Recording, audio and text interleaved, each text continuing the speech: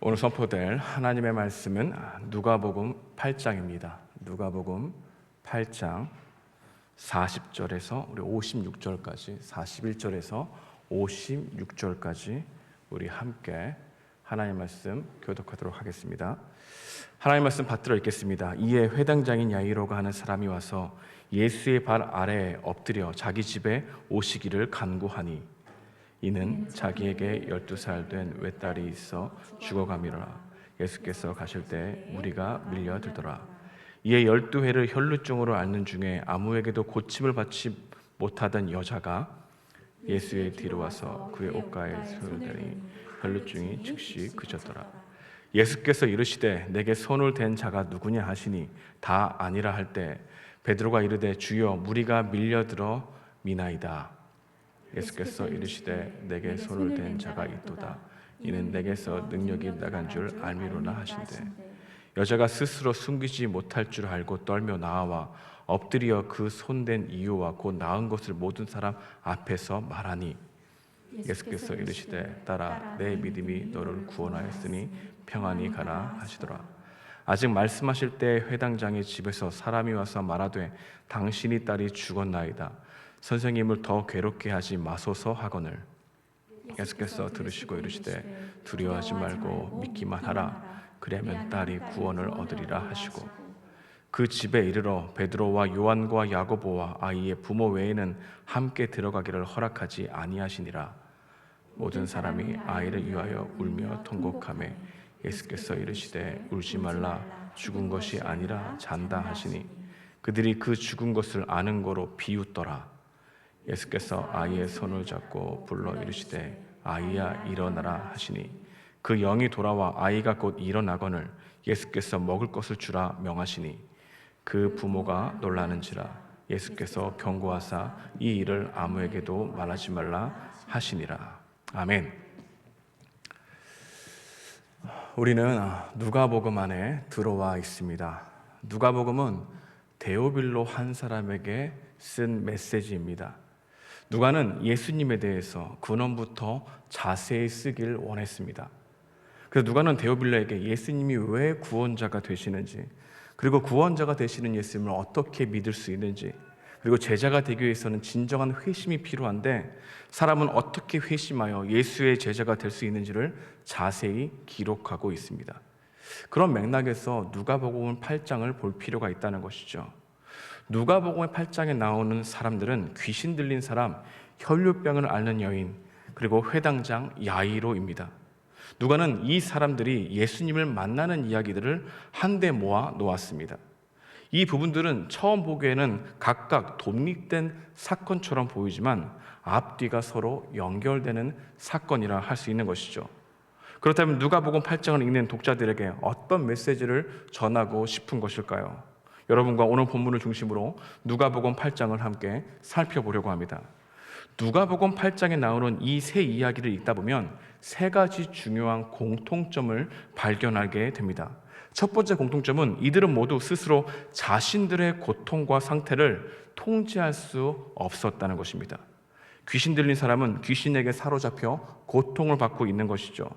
사람들은 실제로 그의 예전의 모습과 그리고 변한 모습을 구분하지 못했습니다.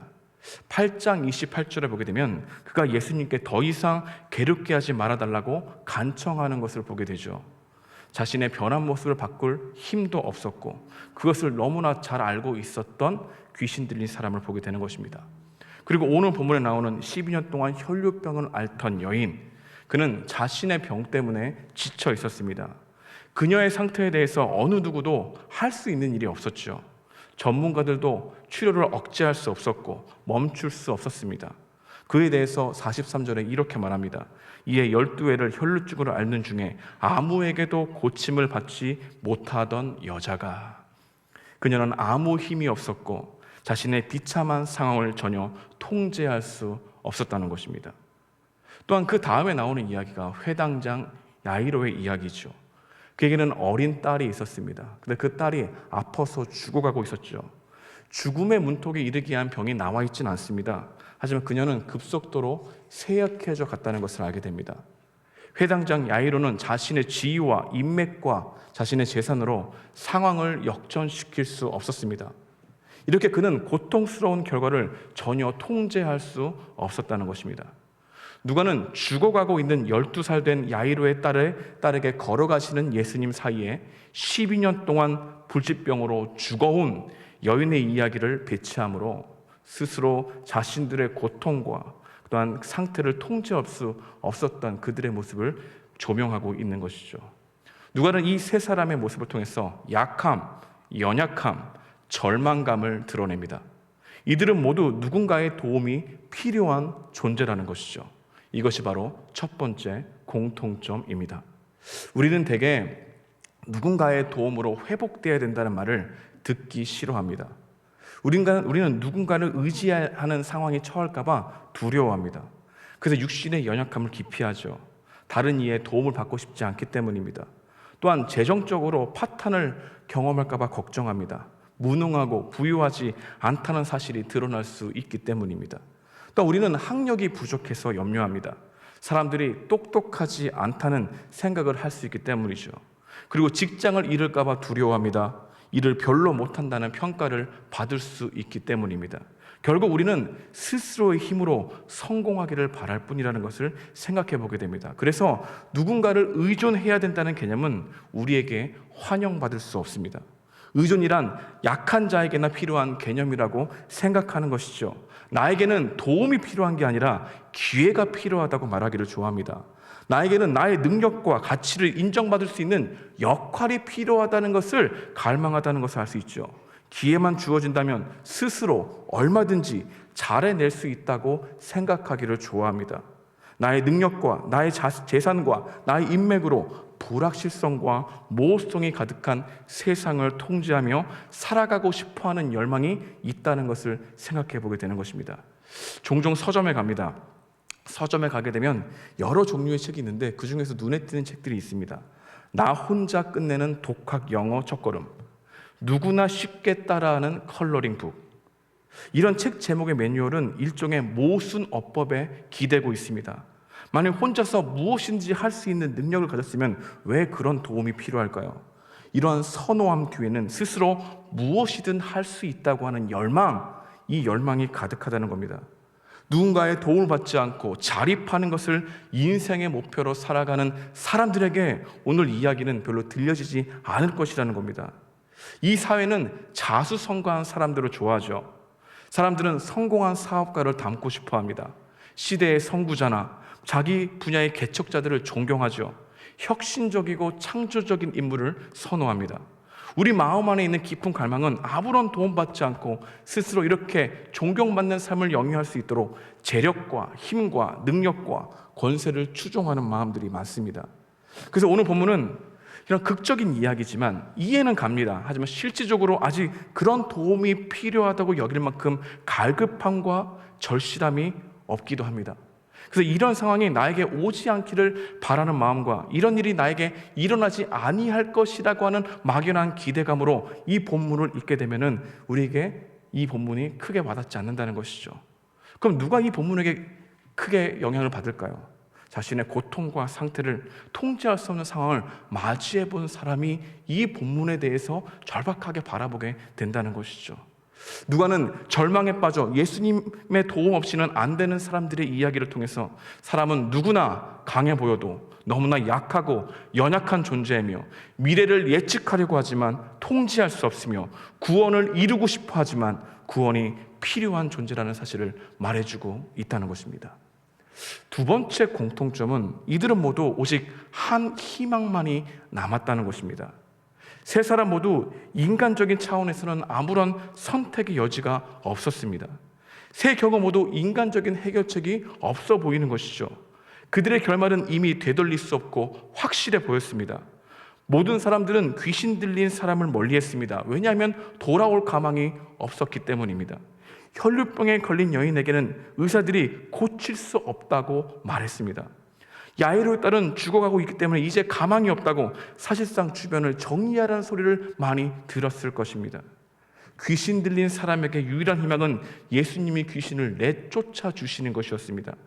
혈루병을 앓는 여인의 경우에는 예수님께 나아가 그의 옷자락을 만지는 것이 그의 유일한 희망이었습니다. 오늘 본문에 보게 되면 수치를 견디고 군중을 뚫고 나가서 예수님의 옷자락을 만드는 이 여인의 모습을 보게 됩니다. 44절인데요. 예수의 뒤로 와서 그의 옷가에 손을 대니, 자신의 힘과 능력과 재산으로 죽어가는 딸을 살릴 수 없다는 것을 알고 야이로는 예수님께 나와서 이렇게 말합니다. 41절인데요. 이에 회당장인 야이로라는 사람이 와서 예수의 발 앞에 엎드려 자기 집에 오시기를 간구하니, 그들의 상황과 무기력함은 절박함으로 예수님께 나아오게 했죠. 절망의 끝에서, 절박감에 쫓길 때 마지막으로 선택할 수 있는 것이 오로지 예수님 뿐이었습니다. 지푸라기라도 잡는 심정으로 예수님께 나온 것이죠. 지금 이들에게 예수님은 유일한 희망이었습니다. 누가 예수님을 찾아올까요? 누가 예수님께 전심으로 나갈까요? 예수님이 아니면 안 된다고 생각이 올 때 예수님을 찾게 되는 것이죠. 여러분, 사람은 예수님 스스로 그분을 갈망하지 않습니다. 우리는 늘 죄책감에 시달리면서도 자기의 힘으로 죄책감을 이겨내려고 노력하지 예수님께 나아가지 않습니다. 늘 시선과 마음은 자신의 능력에 있지 예수님께 있지 않아요. 하지만 죄에 대해서 민감해지고 죄의 삭시 사망이라는 선고를 받고 어찌할 바를 몰라 떨고 있을 때 예수님께 나아가게 되는 것입니다. 또한 사람은 스스로 하나님 그분을 갈망하지 않습니다. 사람은 늘 부족함에 시달리면서도 그 부족함을 채우기 위해서만 살아가려고 하지 하나님께 나아가지 않습니다. 시선과 마음에는 여전히 계속해서 부족함이 있습니다. 하나님께 있지 않죠. 하지만 부족함이 절박함이 되고 결핍이 절망이 되고 고난이 환난이 되어 이제 벼랑 끝에 서게 되면 그제서야 그동안 생각하지 못했던 하나님께 고개를 들게 되는 것입니다.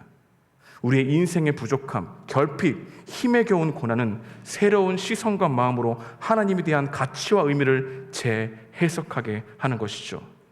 고통 때문에 하나님과 멀어져 가는 사람도 있지만 고통 때문에 하나님에 대한 가치와 의미를 재해석하여 가까이 오는 사람들도 많다는 것을 알게 됩니다. 고통 속에서, 절박함 속에서 예수님이 아니면 안 된다는 생각이 몰려온다면 그것은 하나님이 우리를 어디로 인도하시는 과정일까요? 예수님께로 인도하시는 과정이라 볼 수 있는 것이죠. 누가는 이러한 절박함 속에서 하나님을 찾는 전심의 사람들이 은혜를 충만히 경험할 것이라고 말하고 있는 것입니다. 세 번째, 오늘 우리에게 주시는 공통적인 메시지가 있습니다. 이들은 기대한 것보다 더 많은 은혜를 예수님으로부터 받았다는 것입니다. 이 절박한 사람들은 예수님의 자비와 긍휼의 대상이 되었죠. 예수님은 귀신 들려서 거칠고 사악하고 폭력적이고 괴로워하고 벌거벗고 다니는 사람을 온전히 회복시켜 주셨습니다. 그리고 예수님의 발치에 앉아 있게 했죠. 더 나아가 사랑과 긍휼로 그에게 다른 사람들을 돕는 일을 맡기셨습니다. 생각지도 못한 은혜이죠. 혈루병 걸린 사람은 어떻게 됩니까? 여인은 뒤에 다가가 예수의 옷자락에 손을 대었죠. 레위기 15장에 보게 되면 이 여인은 부정한 여인이었습니다. 지나가는 사람을 잡으면 안 됩니다. 그녀는 그 누구와도 접촉하면 안 됩니다. 왜냐하면 그 여인과 접촉한 모든 것들은 부정해지기 때문입니다. 그 부정한 손길로 주님께 나아간 것이죠. 그녀는 자신의 예수님의 옷자락에 손을 대면 예수님이 부정해질 수 있음을 생각했습니다. 그러나 이 여인은 이 분이 하나님으로부터 온 구원자라면 부정함이 전염이 되듯 오히려 예수님을 다음으로 정결함이 자신에게 전염이 될 것이라고 생각하고 예수님께 나아갔죠. 근데 예수님께 나아갈 때 그는 조용히 옷자락만 만지고 사라지려고 했습니다. 잘못했다간 자신의 상태가 노출될 수 있고 자신이 부정한 여인이라는 것을 만천하에 알릴 수 있는 그런 일들이 일어날 수 있기 때문입니다. 그녀가 바라는 것은 혈루병을 고치는 그것뿐이었습니다. 여인이 옷자락을 만들자 예수님은 걸음을 멈추고 누가 자신에게 손을 대는지 물어보셨습니다. 왜 그러셨을까요? 불쾌함의 표현일까요? 아닙니다. 예수님은 그녀가 바라는 것보다 더 좋은 것을 주시려고 했습니다. 오늘 본문 48절은 이렇게 말합니다. 예수께서 이르시되 딸아 내 믿음이 너를 구원하였으니 평안히 가라 하시더라. 예수님은 그녀의 삶 전체를 새롭게 하신 것이죠. 그녀는 자신의 기대했던 것보다 더 큰 은혜를 받게 되었습니다. 어떻게 받았을까요? 예수님께 나아갔기 때문입니다. 이런 대화를 듣고 있던 한 사람의 마음은 시커멓게 타들어갑니다. 바로 야이로입니다. 예수님은 야이로의 부탁을 받고 그의 집으로 가던 길이었습니다. 야이로의 딸은 어떻게 했을까요? 죽어가고 있었죠. 너무나 급박한 상황이었습니다. 하지만 예수님은 혈루병 여인과 대화하고 계셨죠. 이 순간 야이로의 마음이 어땠을지는 우리는 모두 잘 알 겁니다. 너무나 이 상황을 봐도 힘이 들죠.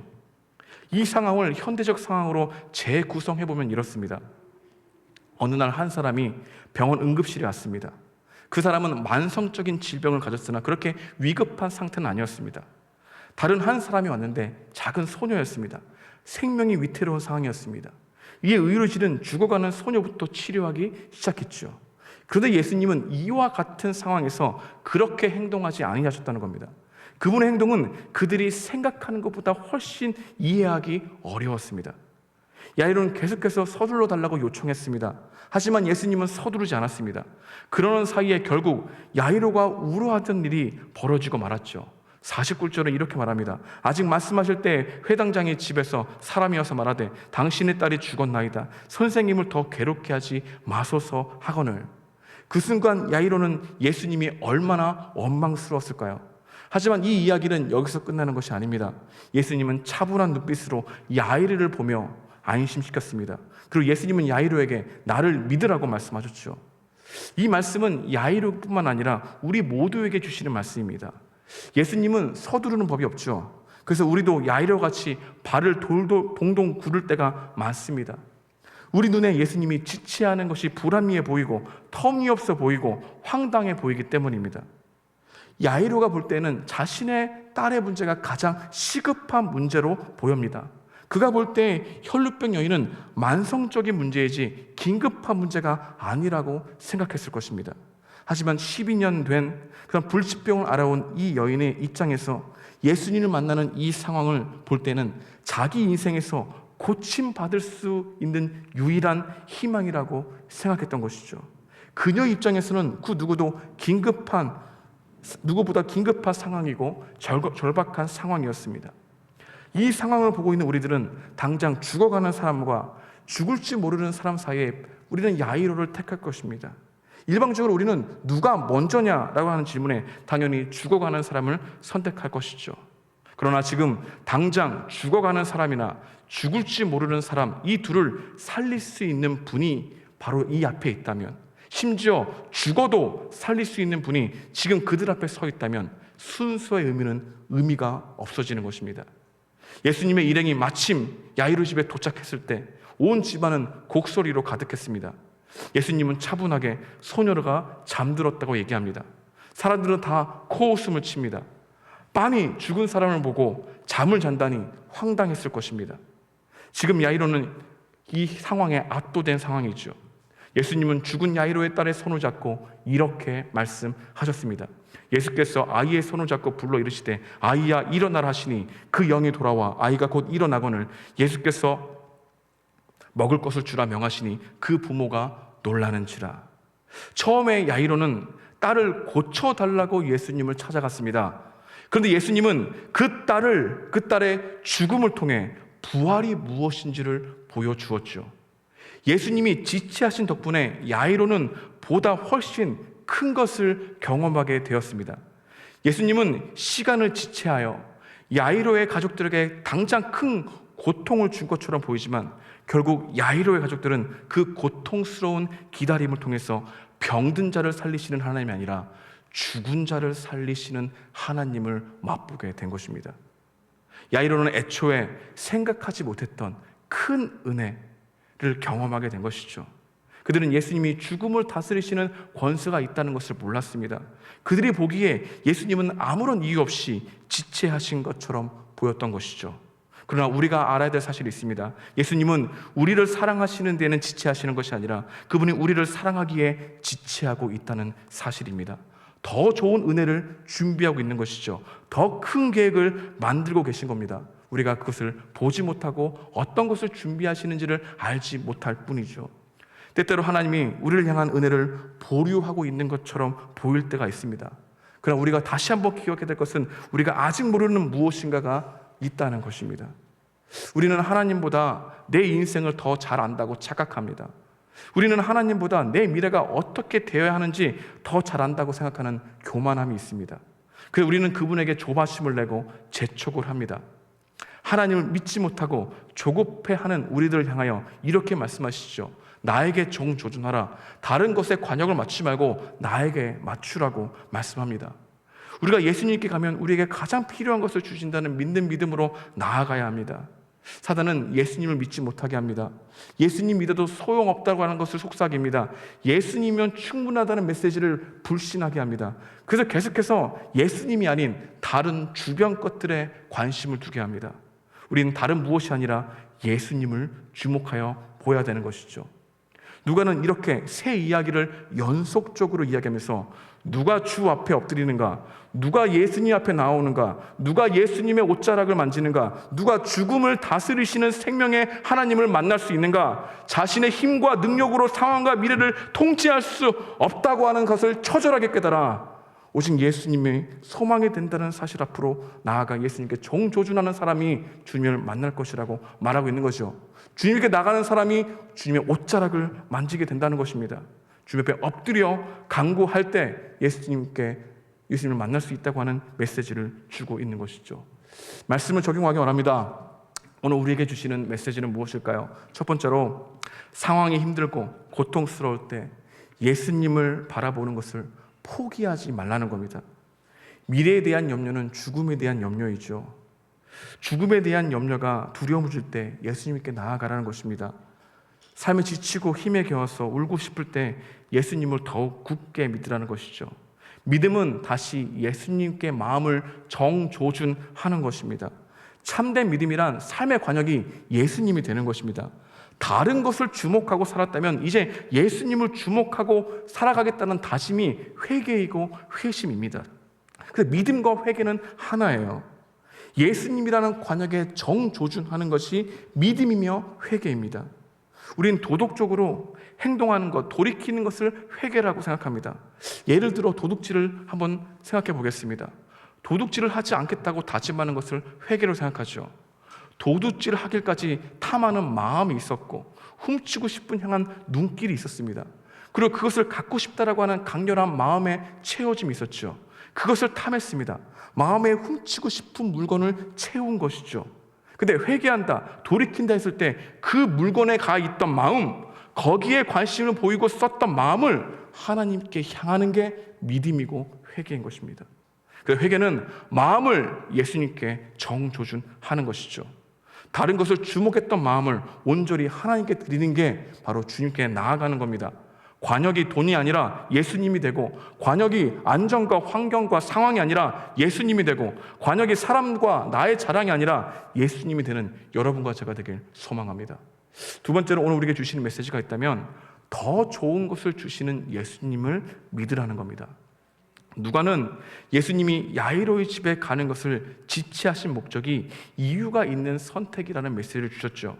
사람의 목적은 예수님을 통해 병이 치유되는 것이지만 예수님의 목적은 죽어가는 병을 통하여 구원하신다고 하는 메시지를 우리가 받을 수 있어야 합니다. 누가는 불치병이 치유되고 귀신이 나가고 심지어 죽음의 문턱에 갔다가 살아나서도 예수님을 만나지 못한다면 아주 작은 것을 얻고 모든 것을 잃어버린다고 하는 암시를 우리에게 주고 있는 것입니다. 만약 불치병을 통해서 예수님을 만났다면, 심지어 불치병이 치유되지 못한다고 해도 그들이 예수를 만났다면 모든 것을 얻는 자가 된다는 것이죠. 우리는 불치병도 낫고 예수님도 만나고 그러기를 소망합니다. 하지만 실제로 우리 삶에서는 불치병이 여전히 안 나서도 예수님 때문에 모든 것을 얻은 자 같이 살아가는 사람들이 굉장히 많죠. 지금 이것이 복되다고 얘기하는 겁니다. 더 좋은 것을 주시는 주님은 누구를 줄까요? 예수님, 그분 자신을 주신다는 거죠. 우리의 인생의 지점마다 예수님이 소망이 되어 그로부터 주어지는 위로와 기쁨과 능력을 경험하는 여러분과 제가 되길 주님의 이름으로 축복드립니다. 우리 함께 찬양하겠습니다.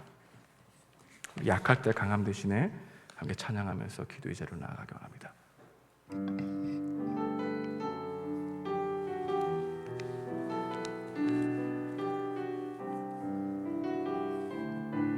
약할 때 강함 대신에, 약할 때 강함 대신에 나의 보배가 되신 주 나의 모든 것. 주 안에 있는 보물을 나는 포기할 수 없네. 주 나의 모든 것. 예수 어린 양, 예수 어린 양, 존귀한 이름, 예수 어린 양, 존귀한 이름. 십자가 죄사하셨네. 주님의 이름 찬양해. 주 나의 모든 것.